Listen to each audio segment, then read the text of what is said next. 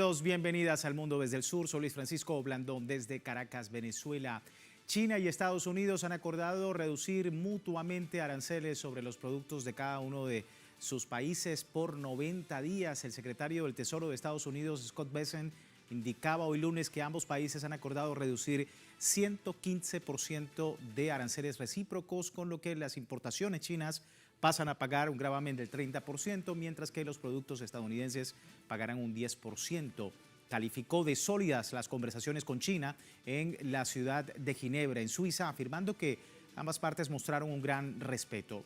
Por su parte, el viceprimer ministro chino, He Lifeng, aseguró que se mantuvieron en un encuentro sincero, constructivo, algo que su nación había solicitado a su par norteamericano antes de comenzar las reuniones. Dijo que ambas partes llegaron a un acuerdo sobre el establecimiento de un mecanismo de consulta económica y comercial. Para ello efectuarán más consultas en torno a cuestiones de mutuo interés y ya algunos especialistas aseguran que esto se traduce en una nueva victoria de Beijing ante la guerra arancelaria desatada por Donald Trump en los últimos meses. Vamos a estar analizando este escenario, pero hemos querido compartir con ustedes el tema, tener su opinión con la pregunta que hemos formulado en nuestra cuenta de Telegram. La tenemos acá con el código QR para que usted pueda participar. China y Estados Unidos acuerdan reducir aranceles por 90 días tras reunión en Ginebra. ¿Qué impacto cree usted que va a tener el escenario a partir del 14 de mayo? Ahí están las opciones. ¿Aliviará la inflación global en 2024? ¿Solo beneficiará a grandes corporaciones? ¿Tregua frágil previo a nueva guerra comercial? ¿O no habrá cambios reales para las economías emergentes? Le invitamos a participar. Si no lo ha hecho, más adelante revisamos y asociamos todas las respuestas. Vamos de inmediato al análisis. Me acompaña Francisco Uribe, ingeniero en sistema y economista desde México. Francisco, muchísimas gracias por tu tiempo. Bienvenido. ¿Qué tal? No, al contrario, el agradecido soy yo, encantado. Bueno, para empezar, Francisco, acuerdo entre China y Estados Unidos en Ginebra. ¿Cuáles son para ti las claves de este acuerdo? Es correcto, este tema de que nos anuncian hoy que acordaron una tregua comercial temporal y subrayo temporal de 90 días, reduciendo drásticamente los aranceles que mutuamente se impusieron durante la escalada de tensiones. Esto durante las últimas 6 semanas entre estas dos economías que son las más grandes del mundo. Bueno, este pacto fue alcanzado tras un encuentro diplomático en Ginebra, como bien comentas, que se dio durante el fin de semana y en una narrativa del lenguaje diplomático, pues representa un intento significativo de reactivar el comercio bilateral. Y aunque el acuerdo no resuelve las diferencias estructurales entre Washington y Pekín, pues sienta bases para un posible entendimiento más profundo y por supuesto calmar a los mercados financieros globales que están muy nerviosos, ¿no? Bueno, que pues hoy reaccionaron con optimismo ante este anuncio. Bien, vamos, si te parece, Francisco, a ver algunos otros datos, porque desde la postura del gobierno chino, este acuerdo con Washington supone un gran avance para aliviar las tensiones comerciales entre el gigante asiático y Estados Unidos. Según el Ministerio de Comercio chino, el acuerdo contrae un gran beneficio para ambas naciones basándose en las expectativas de productores y consumidores. Pekín también hace un llamado a Washington a reforzar la cooperación mutua, así como mantener un desarrollo sano, estable y sostenible de las relaciones económicas y comerciales entre ambos países. Se ha manifestado confianza en que Estados Unidos corrija a fondo la práctica errónea de aumentar pues estos aranceles unilaterales. Francisco, ¿qué significa para China, país que ha mostrado una postura resiliente, pudiésemos decirlo, de fortaleza también en los últimos meses a la guerra arancelaria, que ha sido el gran objetivo, ¿no?, de todo este drama comercial de Estados Unidos? ¿En qué se traduce para el gigante asiático y sobre todo su imagen ante el mundo? Sí, es correcto. Bueno, como bien mencionas, a Estados Unidos le reduce los aranceles a productos chinos de un 145 a máximo un 30%, y esto en el peor de los casos, ¿no? Mientras que China también hace lo propio bajando del 125 al 10, ¿no? Recordemos que China no le vio relevancia a crecer más sus aranceles, más del 125%, esto para el caso iba a ser inviable la práctica comercial entre ambas naciones, ¿no? Bueno, ambas partes anunciaron estas medidas de manera conjunta y bueno, hay que tomar en cuenta lo que comentó Jamieson Greer y el secretario del Tesoro Scott Bessent, ¿no? Como una de las primeras señales que debemos poner atención. Jamieson dijo o bueno, destacó la rapidez con la que se logró el acuerdo y que pues esta sugiere quizá la diferencia que había entre Estados Unidos y China no eran tan grandes como se pensaba. Eso, por supuesto, en su narrativa. Sin embargo, también pudiéramos leer entre líneas que esa postura era imposible de sostener por demasiado tiempo, porque una forma de intentar vender como triunfo de cara a la galería que China no tenía comunicación con Estados Unidos porque no quería hablar con Estados Unidos en esos términos, ¿no? Como bien dices, no quería corregir esa mala estrategia de subir aranceles. Bueno, Estados Unidos quiso decir que no tenían el teléfono a la mano de los estadounidenses, ¿no? Bueno, ahora, pues, ¿por cuánto tiempo se puede sostener ese discurso, ¿no? Pues esta declaración de Greer se da al tiempo que Bessent subrayó la voluntad de ambas naciones de evitar un embargo de facto y mantener el flujo comercial, porque declaró que querían tener comercio, ¿no? Por su parte, pues China anunció reducción de los aranceles como primera medida, también eliminar las restricciones a empresas estadounidenses de su lista de entidades no confiables, así como también suspender las medidas no arancelarias impuestas desde el 2 de abril, como los controles a la exportación de tierras raras. Ojo con esto, producto muy importante para Estados Unidos cuya demanda es prácticamente inelástica, es decir, que no tiene un sucedáneo u oferente para sustituirlo debido a que hay muy pocos oferentes de tierras raras y principalmente China controla el mercado con más del 90% de la producción mundial. Adicional, pues Pekín, como bien dices, espera que Estados Unidos abandone esta práctica errónea de aumentar aranceles de manera unilateral y pues que trabaje de manera conjunta para estabilizar la economía global. Eh, pues con esto, pues que se mantuvieran los aranceles por mucho tiempo no era sostenible. De hecho, pues fue mucho ya el hecho de que llegaran prácticamente a la mitad de mayo, casi mes y medio, considerando que iniciaron el 2 de abril, pues era algo insostenible, insostenible tanto para Estados Unidos como para China. Si bien China es verdad que este arancel le significaba pérdidas porque China tiene un superávit de 1.2 billones, es decir, millones de dólares estadounidenses, respecto a lo que le compra a Estados Unidos y obviamente era pues inasumible absorber un 145% de aranceles, pues ahora esta nueva tasa de 30% de arancel que incluye el 10% del impuesto que prácticamente le puso a todo el mundo Donald Trump y un 20% que busca presionar a China para que tome medidas para evitar la entrada de opioide sintético, este fentanilo, a Estados Unidos, bueno, pues ese 30%, hablando en el peor de los casos, dista mucho de la posición inicial del presidente estadounidense Donald Trump, ¿no? Podemos ver esta nueva postura desde dos aristas. Primero, es que en apariencia Estados Unidos sale beneficiado, considerando que Estados Unidos le vende muy poco a China en comparación a lo que le compra y que con estos aranceles pues, más relajados puede volver a obtener acceso a la compra de productos elementales para Estados Unidos como las tierras raras. Y la segunda arista que derivado de este tipo de productos sin sucedáneos, Estados Unidos se vio obligado a recoger el cable, a ceder pues un tanto rápido y también mucho, pues no pudo sostener por más tiempo una tasa arancelaria tan alta, ¿no? Sí. Ahora, el pacto, Francisco, es parcial, 90 días, deja por fuera sectores como el acero, como la automotriz, pero bueno, preguntar también, ¿es un respiro a la economía global?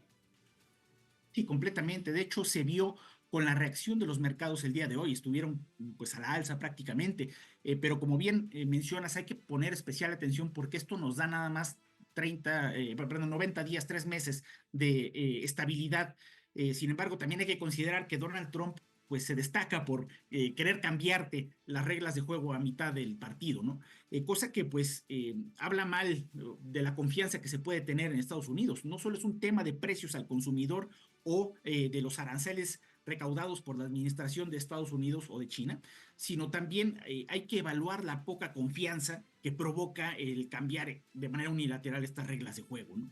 Y bueno, esto trae también por añadidura un cambio en la velocidad, una segunda velocidad en el proceso de desdolarización mundial. Sí. Vamos a ver, Francisco, más información, más elementos, ya tú lo comentabas, inmediatamente se vio reflejado con números al alza en las últimas horas, las bolsas de valores, mercados financieros subieron poco después de confirmarse la tregua, entre ellas la bolsa de París, que terminó con una fuerte subida, 1,37%, Londres con 0,59% en positivo. En Europa se cerraba en números verdes, Wall Street y Asia también registraban un alza de mercado. Marcas estadounidenses como Amazon subieron 7,89, Tesla con 5,66, Apple con 5,13 y Nvidia con 4,3. Bueno, empresas del sector importante de lo que es la bolsa de valores, obviamente tenían en los últimos meses pues en caída y con números rojos que invitaban directamente a la incertidumbre, ¿no? Te quería preguntar, ¿hay con esto un retroceso, Francisco, en la estrategia de Donald Trump? ¿Empieza a dolerle a la economía estadounidense los aranceles que impuso a China? ¿Es el inicio del fin? ¿Cómo lo catalogas?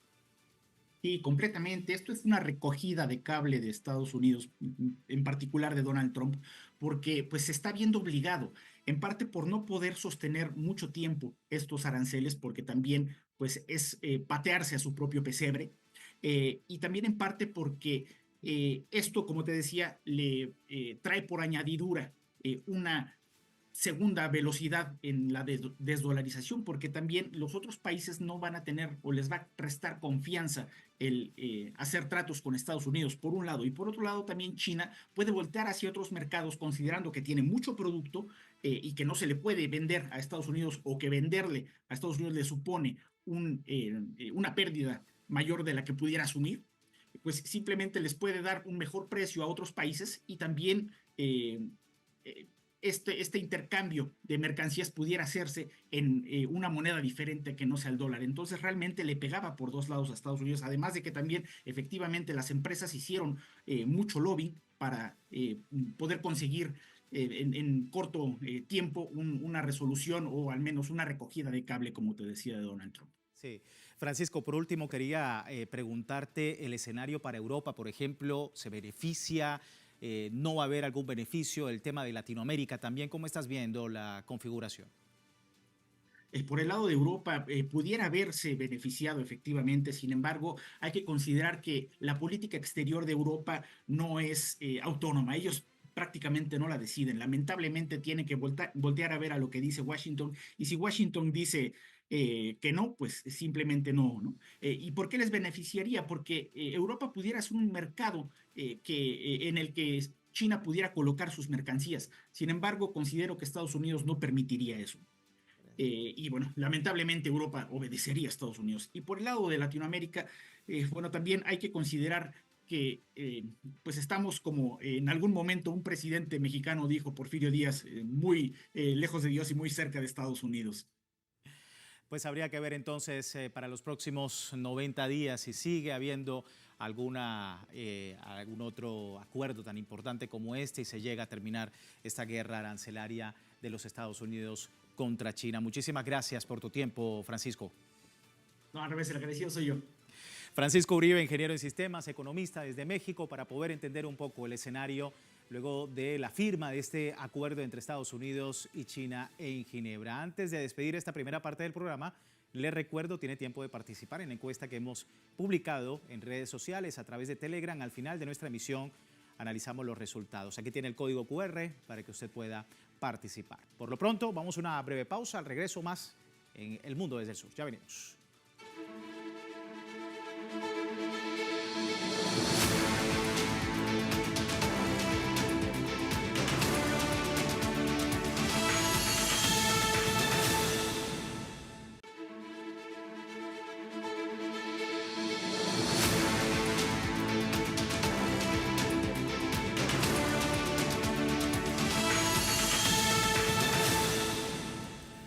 Gracias por seguirnos en El Mundo desde el Sur. Hoy hablando de esta importante reunión entre China y los Estados Unidos.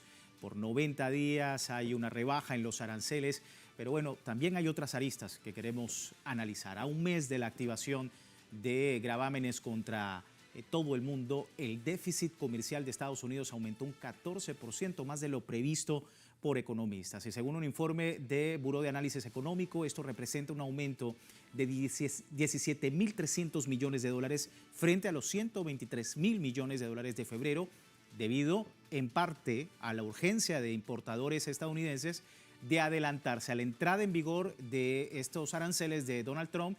Se suma también que las exportaciones estadounidenses crecieran solo un 0,02%, mientras que las importaciones fueron de un 4,4% y esto significa un salto respecto a registros anteriores cuando el indicador se mantuvo plano. Bueno, estas son parte de los datos que han salido en torno al déficit comercial de los Estados Unidos luego de esta guerra arancelaria de Donald Trump. Me acompaña Sebastián Chu, sociólogo, analista internacional, experto en temas que tienen que ver con el comercio en China, y desde Argentina nos acompaña. Muchísimas gracias por tu tiempo. Bienvenido, Sebastián, nuevamente. Un gusto hablar con ustedes, como siempre. Bien, datos actualizados veíamos del déficit comercial, Sebastián, déficit de Estados Unidos que se conoce mientras el país encara también la amenaza de recesión, contracción del 0,3% del PIB, el primer registro negativo trimestral en 3 años. Se tiene que sentar con China el día de hoy para llegar a un acuerdo. En fin, ¿qué lectura haces tú de todo esto?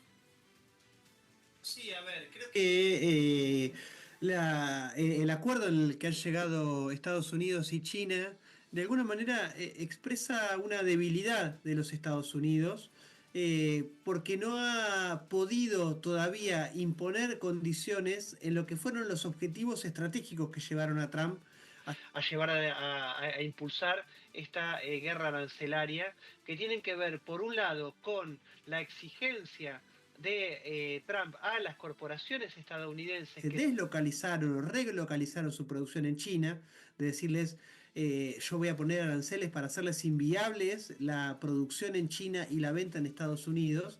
Y por otro lado, la estrategia de aminorar el déficit comercial al que vos hacías mención. Creo que el secretario de Estado norteamericano hablaba de 1.4 trillones de dólares anuales que Estados Unidos pierde en déficit comercial. Ahora, ninguna de estas dos cuestiones han sido ni siquiera aminoradas, porque vos lo mencionaste, el déficit comercial aumentó durante digamos, desde el impulso de esta aplicación masiva de aranceles. Y por otro lado, Trump no pudo conseguir que ninguna fábrica norteamericana deslocalice ni siquiera un componente de su producción en los Estados Unidos. Entonces ahora Trump se ve obligado a negociar con China un nuevo acuerdo que, creo yo, en estos 90 días puede llegar a tomar la forma de un principio de acuerdo comercial como fue el de la fase 1 durante su primera presidencia, digamos, negociar con China la reducción del déficit para por lo menos suplir esa condición que Estados Unidos había puesto a la hora de impulsar la guerra arancelaria.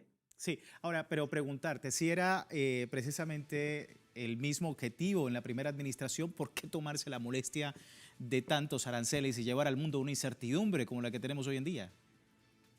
Bueno, porque yo creo que, a ver, la situación de crisis hegemónica que vive los Estados Unidos y de declive de sus capacidades económicas y estratégicas se ha profundizado claramente desde la primera presidencia de Trump a esta segunda. Digamos, Trump 2 asume en un Estados Unidos que ha profundizado su declive hegemónico, y yo creo que por eso ha tomado la decisión desde el día 1 de dicho mal y pronto, ir por todo, digamos. No le queda otra que llevar estas situaciones a sus máximas consecuencias, aunque eso implique patear el tablero comercial internacional.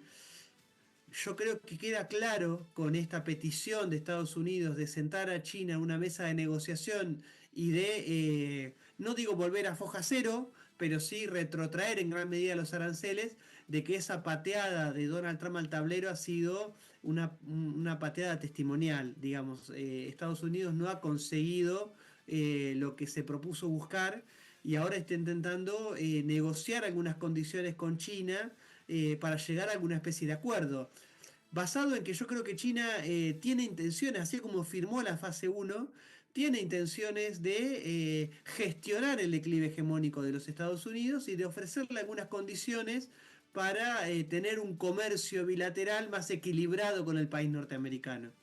Y un Trump 2.0 que efectivamente ha traído consigo otros datos importantes. La productividad laboral de Estados Unidos cayó en el primer trimestre por primera vez en casi 3 años debido al descenso de la producción económica interrumpiendo una racha de ganancias de eficiencia que han ayudado a moderar el impacto inflacionario de los costos del empleo. La productividad, la producción por hora de los empleados no agrícolas, por ejemplo, disminuyó una tasa anualizada del 0,8% después de un aumento revisado del 1,7% en el cuarto trimestre del año pasado. Según datos de la Oficina de Estadísticas Laborales publicados recientemente, que comentan que los costos laborales unitarios, lo que las empresas pagan a sus empleados para producir una unidad de producción ajustado a la productividad, aumentaron en un 5,7% en el periodo de enero a marzo, el mayor aumento en un año. La caída de la productividad se debió en gran medida, dicen estos datos, a una disminución del 0,3% de la producción empresarial, presagiada por los datos de la semana pasada que mostraban una caída del Producto Interno Bruto relacionada con el comercio, incluso con un aumento de las horas de trabajo a corto plazo. En fin, todo un escenario que está marcando directamente lo que ya la FED estaba anticipando, Sebastián, un escenario de estancamiento económico por alza de precios, futuro complejo para los trabajadores. ¿Qué decir también de ese escenario? Sí, a ver, es un futuro complejo que habla incluso de, yo creo, las preocupaciones de Trump, porque en ese sector está gran parte del electorado que lo llevó a la presidencia y que le da la legitimidad para hacer gobierno al interior de los Estados Unidos. A ver, yo creo que es injusto atribuirle la crisis del empleo en Estados Unidos a las políticas de Donald Trump, porque la crisis del empleo formal en los Estados Unidos es consecuencia de las políticas de transnacionalización económica y de globalización que han sido impulsadas por los demócratas, que son los principales impulsores de la pérdida de la capacidad económica de los Estados Unidos, porque han sido los que han generado las condiciones para la deslocalización empresarial de la industria norteamericana en el Asia-Pacífico y en China en particular.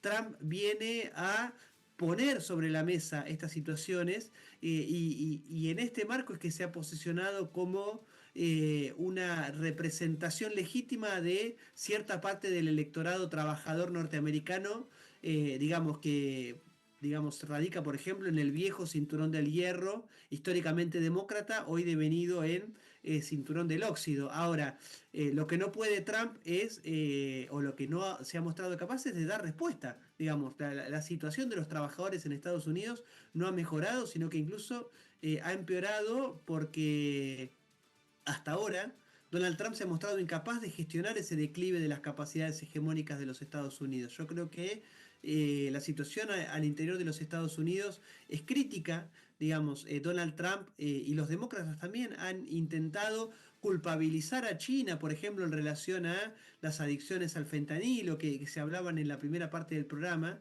pero eso es una pantalla que intenta ocultar la descomposición social que existe en los Estados Unidos, producto de una persistencia de años de crisis económica. Recordemos que venimos de una crisis financiera global en 2008 que sacudió la economía norteamericana y que lejos de resolverse, las condiciones que derivaron en la crisis se han exacerbado. La economía norteamericana está fuertemente financiarizada, es una economía que está sustentada por la especulación financiera y es cuestión de tiempo que esa nueva burbuja vuelva a estallar. Entonces, Donald Trump está gestionando un declive hegemónico que es muy difícil de evitar. Quería preguntarte también lo que ya le preguntaba a Francisco antes de entrar contigo en la entrevista. ¿Es el principio entonces, el principio del fin de todo este drama arancelario de Donald Trump con la firma de China? Bueno, a ver, yo creo que ahora entramos en un periodo de negociaciones en los cuales China se sabe victoriosa, porque de alguna manera lo que no pudo Trump fue doblegar a China por la fuerza, ¿no? Está claro que Donald Trump hace un mes presentó este Día de la Libertad como el día de la victoria norteamericana, y un mes después tiene que retrotraerse prácticamente a foja cero y sentarse a negociar con China las condiciones de la retirada, ¿no? Las condiciones de la derrota. Yo creo que hoy por hoy, digamos, por su iniciativa estratégica, a China le conviene tener una relación cordial con los Estados Unidos, sabiéndose victorioso, y que yo creo que vamos hacia una reconstitución de algunos elementos de lo que fue la fase uno del primer acuerdo comercial. Digamos, si uno mira, o sea, ¿cómo hacer para suplir o reducir el déficit comercial de China, de Estados Unidos con China? Una opción era forzar a las empresas, a las ex empresas norteamericanas deslocalizadas en China a volver a radicarse en los Estados Unidos. Eso no va a pasar, digamos, no va a pasar. Lo dijo el CEO de Apple. No hay condiciones para que Apple vuelva, o lo mismo el CEO de de la automotriz Haas. No hay condiciones, la producción en China es infinitamente más rentable que la producción en los Estados Unidos. No van a volver esta retracción en los aranceles de los Estados Unidos hicieron crecer las acciones de todas estas empresas que también se saben victoriosas, saben que Donald Trump no les pudo imponer condiciones. Entonces lo que le queda a Trump para reducir el déficit comercial con China es negociar con China que China compre más productos en Estados Unidos. ¿Qué es lo que China le compra a Estados Unidos? Si uno ve la canasta comercial, alimentos, soja y petróleo. Yo creo que probablemente vamos a un nuevo acuerdo en el cual China se compromete a comprar más soja, más petróleo, para equilibrar un poco la balanza comercial. Eso le permite a China garantizar alimento y garantizar energía para sostener su modelo de crecimiento, mercado internista e impulsado por una política de prosperidad común, a la par que distiende las relaciones económicas y geopolíticas con los Estados Unidos. Y en una reconfiguración que ha permitido ahora a China también recolocar otros productos propios en otros mercados. Sebastián, muchísimas gracias por tu tiempo. Gracias por estar con nosotros. Gracias a ustedes por la comunicación. Igual, Sebastián Xu, sociólogo, analista internacional, experto en economía, hablando pues de todo este acuerdo entre Estados Unidos y China y que conlleva precisamente a plantear desde el punto de vista de déficit comercial lo que hemos visto, ¿no? Un déficit que continúa al alza en ese país y que obliga ahora a los Estados Unidos a sentarse a la mesa con una potencia económica como lo es China. Antes de terminar nuestro programa, revisamos los resultados que hemos publicado en la encuesta antes de iniciar el análisis. China y Estados Unidos acuerdan reducir aranceles por 90 días luego de la reunión en Ginebra. ¿Qué impacto cree usted que tiene este escenario entre China y Estados Unidos posterior al 14 de mayo? 43% de los usuarios dice aliviará la inflación global, 15% solo beneficiará a grandes corporaciones, 27% dice tregua frágil previo a nueva guerra comercial y 15% dice que no habrá cambios reales para economías emergentes. Así las cosas, así el análisis que ustedes también hacen a través de nuestro servicio en Telegram. Finalizamos recordándole como siempre www.telesurtv.net con nuestra señal en tiempo real desde cualquier lugar del mundo y en Telegram, como siempre, el servicio informativo de Telesur 24 horas al día siempre con una perspectiva del mundo desde el sur. Soy Luis Francisco Blando, gracias por seguirnos.